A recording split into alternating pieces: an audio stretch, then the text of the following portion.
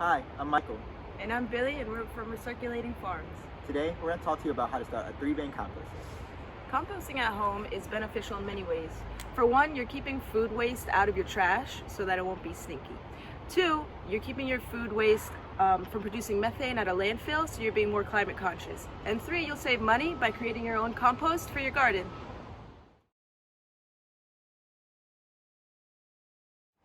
So the first thing that we did was we laid down some cardboard, and we did this specifically because for us, we have this nasty vine that kind of inhibits our ability to rake up the compost, and so we didn't want that bothering us. So we have put this cardboard down. We took off the tape because you don't want that plastic in your or around your compost, and you can see that it pretty much takes up the full amount of these 3 bins, so it's looking pretty good.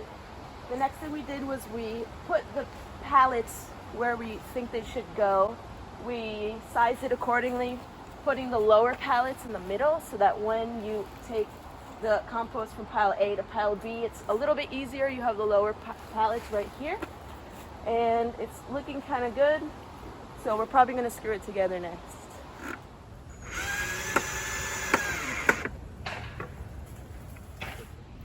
So luckily we found some chicken wire in our lot that we're using to line the inside of the pallets, and we're doing this because you don't want your food scraps and your compost to fall in between the spaces in the pallets.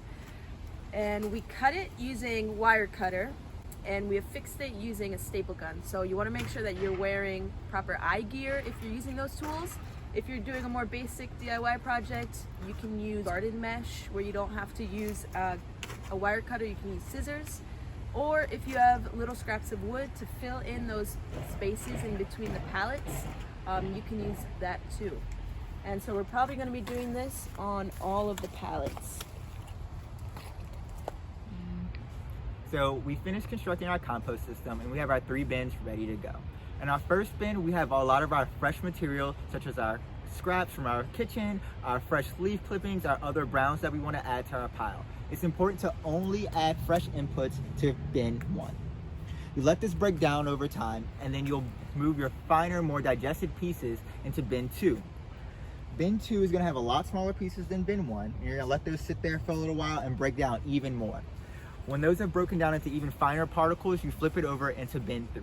Bin 3 is where you have your finished compost, your black gold that you're ready to make compost tea with and add into your garden soil. A good compost pile is made up of greens and browns. The greens are referred to as nitrogens, and the browns are referred to as carbons. You want at least twice as much carbon or browns in your compost as greens. This helps the produce and other inputs break down faster and also keeps down the smell. So browns are things that are dry materials like aged hay or cut grass that is dried out, wood chips, or maybe even paper. Your greens are going to be things like your fresh produce that you're composting, or maybe even freshly cut grass.